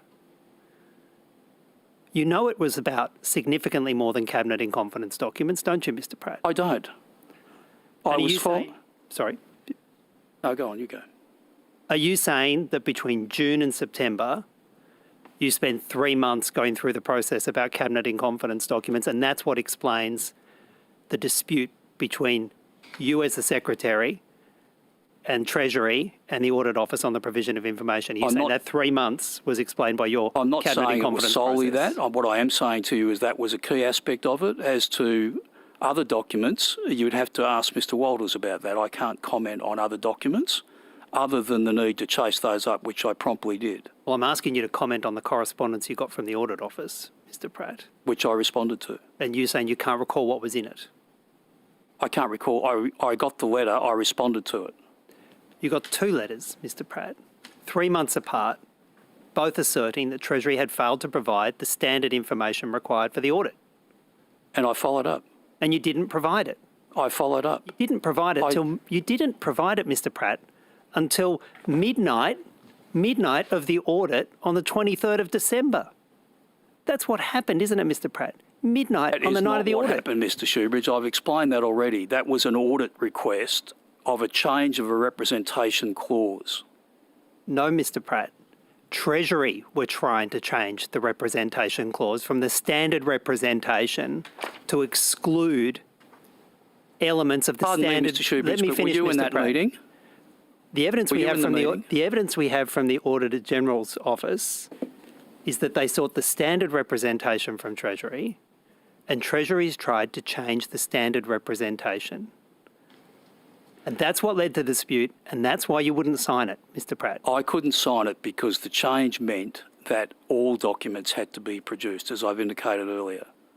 Once that occurred, Treasury had no choice but to do a full search on any document that had Tahi as a reference point. Mr. Pratt, the Audit Office tell us, and I have no reason to disbelieve them, that they sought the standard representation from Treasury to be signed by you, the standard representation that they'd never ever had a difficulty in receiving signed from government agencies before, and that you wouldn't sign it. Is that what happened, Mr. Pratt? Mr. Walters made it clear at the time that if this change was made, we would have to produce all those documents, Mr. Shoebridge. Well, Mr. Pratt, why didn't you provide the documents before midnight, on the night before? You know that you have a full and frank obligation with your auditors to provide all relevant documents. And yet 34 megabytes of data were provided midnight, the night before the accounts get audited. Why didn't you provide them earlier? The requirement of Treasury, as you're well aware, as I've covered earlier, is to provide all material and relevant documents. Treasury would argue it did that. And after the receipt of those documents, Mr. Shoebridge, did the Auditor General change her opinion? No, she didn't. Therefore, it reinforces the Treasury position. Mr. Pratt, you know that one critical document was not provided by Treasury, which was the external consultant report that Treasury had and that had been obtained by the Tahi Advisory Board in 2017-2018, which pointed out the significant problems in the business model of Tahi. Can you explain why that wasn't provided to the Auditor General? I don't know the document you're referring to. Right. Well, to refresh your memory, I'll read from the Auditor General's report. Not sharing key information with the independent external audit on a timely basis delays discussions and resolutions of issues. For example, testimony given to the Tahi Public Accountability Committee inquiry hearing on 15 November 2021 brought to our attention modelling performed by an external consultant in 2017-18 performed on behalf of the Tahi Advisory Board, which included senior executive representatives from New South Wales Treasury, Transport for New South Wales and Railcorp. The Audit Office was not made aware of the report's existence in 2018 or subsequent years and was only provided a copy in late 2021 after repeated information requests. How did Treasury fail to provide a critical report like that for 3 years of audited accounts? Well, I'm not aware of that. I only became aware of, if it's the same document, a discussion I had with the Assistant Auditor General very late in the piece. This was mid-December, it would have been. He wasn't aware of that document either, I believe. So I don't know what occurred with that document, but if it went back 3 or 4 years, it would have been a document outlining some of the issues. It certainly would not have been a document with solutions, Mr. Shoebridge. Mr. Pratt, the failure to provide documents critiquing the Tahi model, such as that to the Auditor General, is one of the reasons, under your leadership, New South Wales Treasury had an extreme risk finding from the Audit Office, isn't it? It's failures like that. Shoebridge, we provided a huge amount of documentation, and I reject your assertion. That you've got an extreme And if you want to risk talk letter. about not producing documents, what about all the documents on Tahi that came up in November, posted on this committee's website? And 2 key documents were missing. Mr. Brendan Lyons' accusations of bullying to me played out in that document and his apology. Those documents were not on the website, Mr Shoebridge. So how was that overlooked, or was that deliberate? Mr. Pratt, I'm not sure that those documents were provided to us We They were provided to this committee. by you. But And they we weren't published them necessarily And once we I am got them from told you. those two documents were in that pile at Treasury How did they know? because they weren't posted. Those two documents weren't posted. Well, we haven't got time to run that conspiracy down through that little No. rabbit hole, Mr. Pratt. We publish the documents we receive, subject to appropriate redactions. Mr. Pratt, it's true, isn't it, that the $1.1 billion that this budget has had to tip into Tahi is $1.1 billion that is otherwise not available for schools and hospitals and other pressing budget needs. That's a fact you can't escape, isn't it, Mr. Pratt? I've already answered this question to Ms Boyd, Mr Shoebridge. That is a policy decision of government. It is moving money from one part of government to another, and it completely overlooks any dividend that comes back to government in a net outcome. So that is true at one level, but it is not the whole picture. Can I just follow up on that, Chair? Indeed.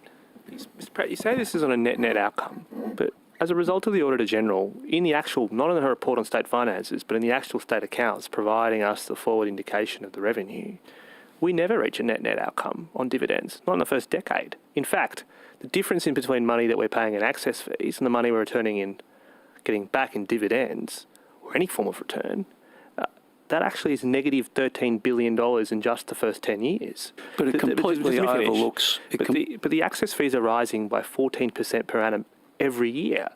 So when you say that it's moving from one part of the budget to the other and it's a net outcome, which you're implying is zero, that's just not I'm factual. not implying it's zero, but... What is a net outcome, and when do you expect us to recoup the full money? Because as I see it, in terms of the information that the Auditor General has published in the state accounts, just to be very clear here, I'm referring to note 11 of the accounts. It is clear that in the first 10 years, we will give the transport operators $13 billion more in access and licence fees than Tahi will give us back in dividends. We're losing $13 billion in just the first decade. $5.1 billion in the planning years. No. 5.1 in addition, Right. the In existing addition, money yes. that's already there That's is also correct. included. Yes. But this trajectory is that the Auditor General has published the full That financial. depends on the current on the policy settings as they are today versus any changes, Mr. No, Woodley. Mr. What Pratt. if the government puts more liquidity into Tahi looking for further Please, return? no. Mr. Pratt, that's not factual. It's very clear here. We don't actually reach a return above inflation for the first 5 years. We will not be recouping the $13 billion net terms at any point conceivable in the next I reject decade. that because you're making assumptions about future policy, and, Well, no, and Mr. that's Pratt, for a future government. No. On the current policy No, settings, Mr. Pratt. this was clear. The Auditor General was no ambiguity about this. She only signed off on the accounts on the basis that that was existing government policy. And therefore... Existing government No, policy. and the way in which... We can go through the complex accounting treatment, but it's clear here that the government only has to have an intent of a sufficient return. And just to sustain that as of the date that she signed the audit report on the 24th of December, on that date, it is clear that the government agreed to lose $13 billion in order to avoid an unqualified account. Now, you're the one who has repeated to us multiple instances that this is just moving money from government to government. But the truth is, we are trapping this money in Tahi. We are losing $13 billion. And as the Chair asked you, that is $13 billion we're not spending on hospitals, schools, COVID response, wages, transport. That is just money that has disappeared into thin air as a result of the government's decision to establish the transport asset holding entity. I accept your point, that's their policy, not Treasury's. But that is the effect, is it not? The only addition at this point is the $1.1 billion, Mr. Mookie. That's the only addition that has been made because that is the budget. Mr. Pratt, the question put to you was about the forward projections on existing government settings, and you can either agree or disagree. But there's $13 billion more going into Tahi than is going to come out of Tahi on the current government projections, and that's on the current government projections, $13 billion that can't be spent on schools and hospitals and other essential elements, isn't it? The point I'm making, Mr. Shoebridge, I'm not going to be drawn on future government policy. It's a simple. Government policy That is you're not. asking. That It is took not place- my position. Well, perhaps we'll finish on this, Mr. Pratt. Maybe it's not a $10 billion black hole, but it sure looks like a $13 billion black hole sitting here, doesn't it? Absolutely not. All right. Thank you for your assistance today. Thank you. Mr. Pratt did take one question, I think, on notice. A couple of questions on notice. So, Mr. Pratt, you know the Secretariat will assist you with the details of the questions in notice. On notice, we'd seek them to be provided within 14 days from that detail being provided to you by the Secretariat. But I will, just before we close the hearing, double check with government members if they had any questions. No, Mr. Pratt's been here long enough. All right. That concludes today's hearing. Thank you. I think we have a short deliberative.